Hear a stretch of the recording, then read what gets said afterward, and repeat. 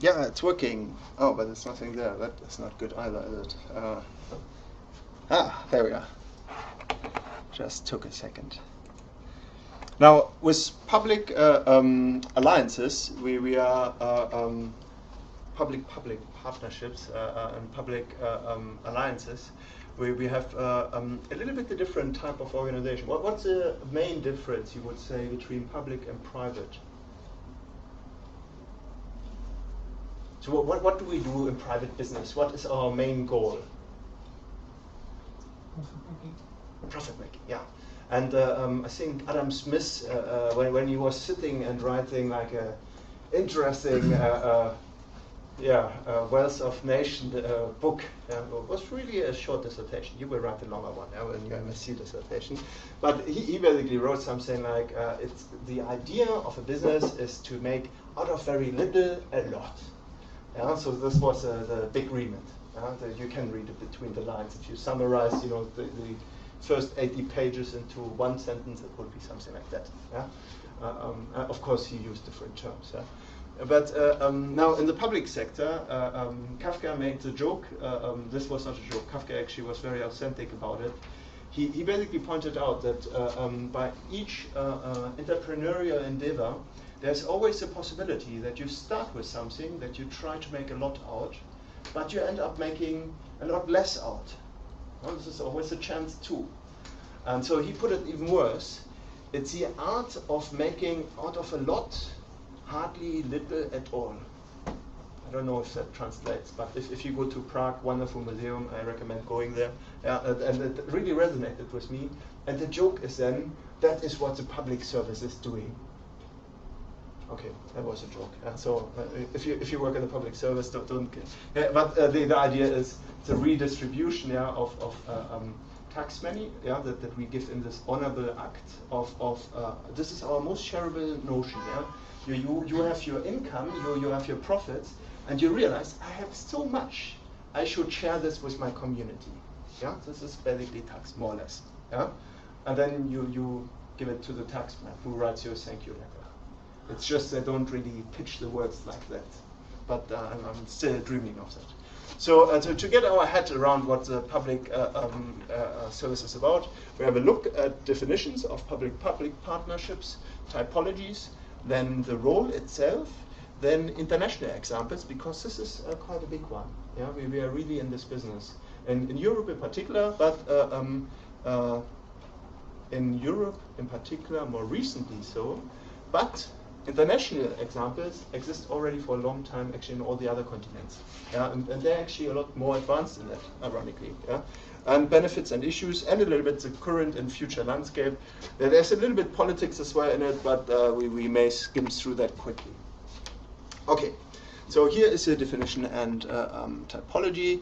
So partnering is a joint working arrangement where partners are independent bodies who agree to cooperate to achieve a common goal, create a new organization structure or process to achieve this goal, plan and implement a joint program, and share relevant information, risk, and regards. So this is kind of the official one from the Audit Commission. If you kind of look through a few different definitions and papers, again, the reading is attached as usual.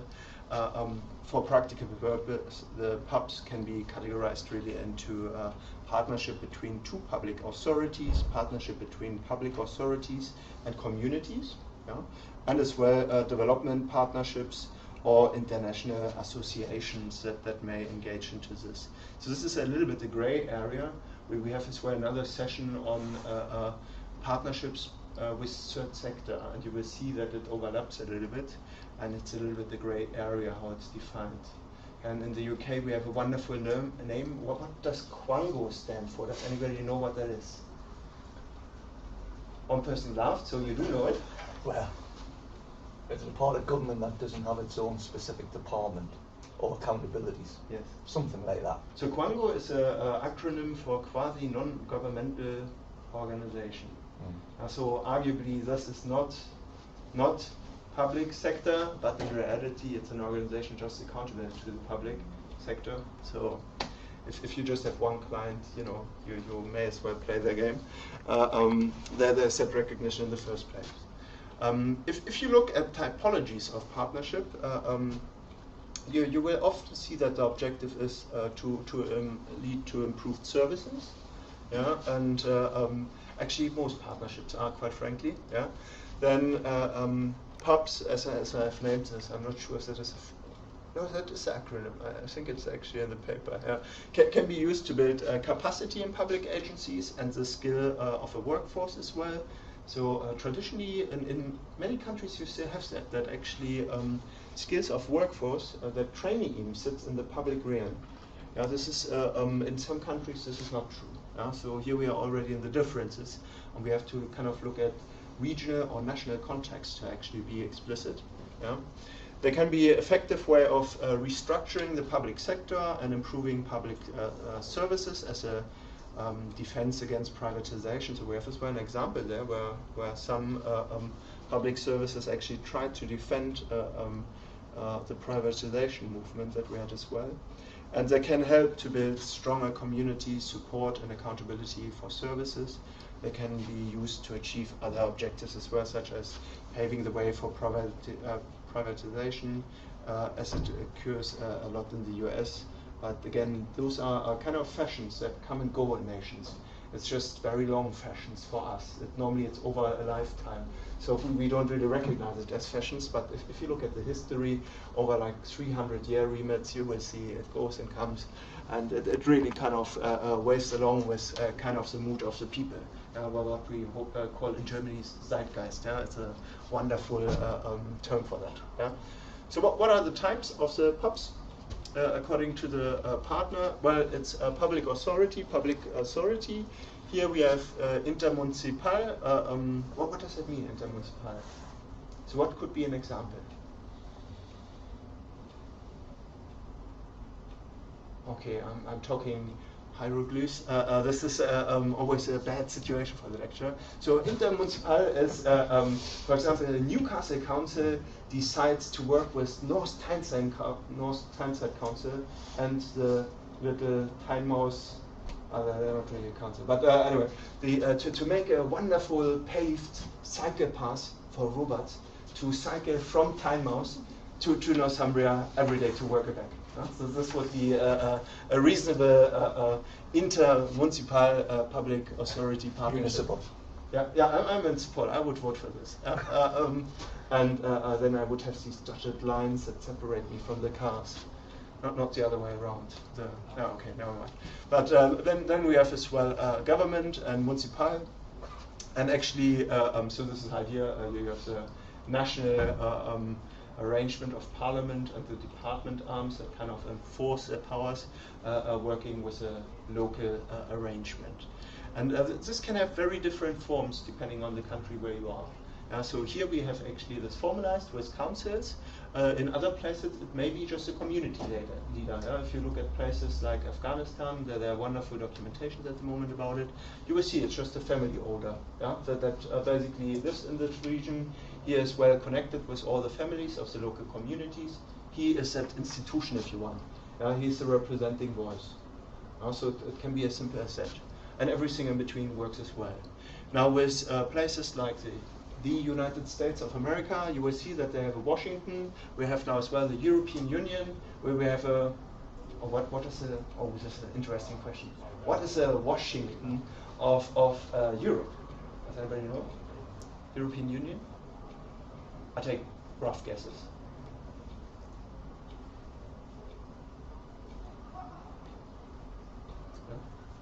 Brussels. Yeah, Brussels is a good answer. I would have gone as well with other answers. Does anybody know? Okay, there's you can maybe have a look and Google it. There's as well the alternative of Scheveningen and Frankfurt for different reasons. So one is a law and one is a bank, but it's we have just distributed it a little bit strangely. And okay, so this is you could have here as well kind of representing union an actual government or municipal. So we have a lot of European Social Fund, for example, here in the UK, that in the municipal allows you to do new stuff, interesting stuff. Then we have the public authority, community. That is more kind of, I hinted that there's overlap already. So public authority, the community itself, representatives, sometimes representing organizations. So there's nearly already NGOs, but you have as well the next stage then public authority and NGOs, then public authority trade unions. This is still a very big thing actually in many countries. You have as well private companies working, of course, with trade unions to find arrangements.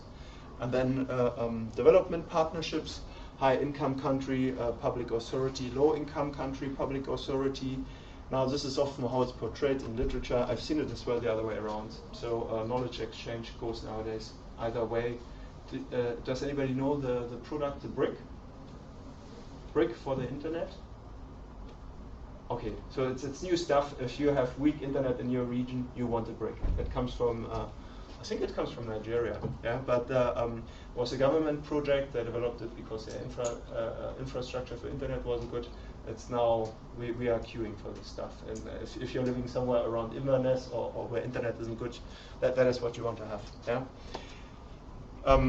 Yeah. Then we have as well the international hubs, so public authorities from neighboring countries, so partnerships to kind of do comparison and see what works well, what doesn't work well, and then as well public authorities from different countries.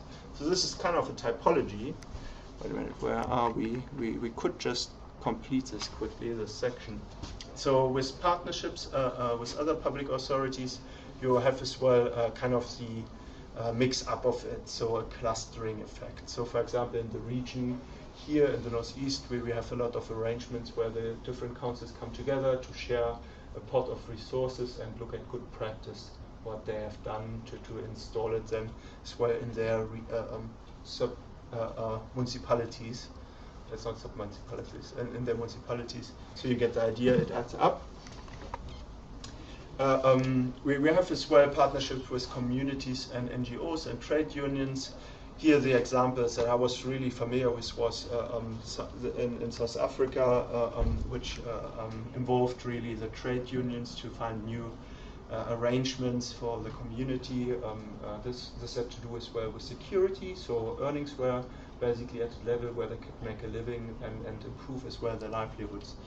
So this is something where third sector engagement is actually quite powerful.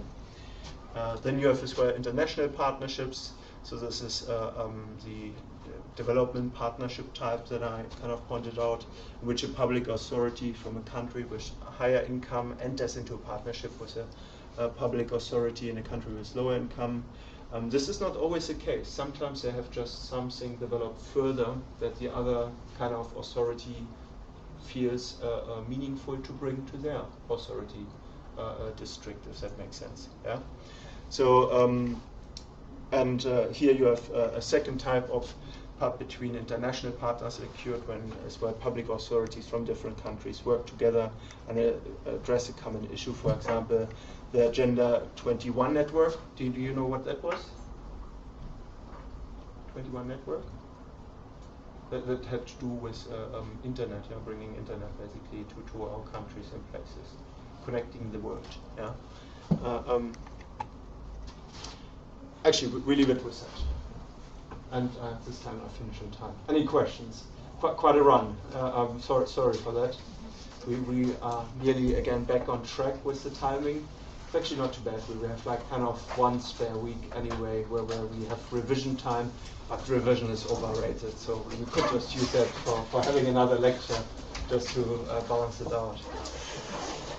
Okay, in the seminar, I bring as well the copies along. So your assessment is now on the ELP. You can have a look, read through it. Don't worry, it's a 15-pager, but the actual assessment brief is only the first 2 pages. The rest is the case study basically, that we are using for analysis. But we talk through it in the seminar. Yeah? Okay, I'll see you later. Thank you very much.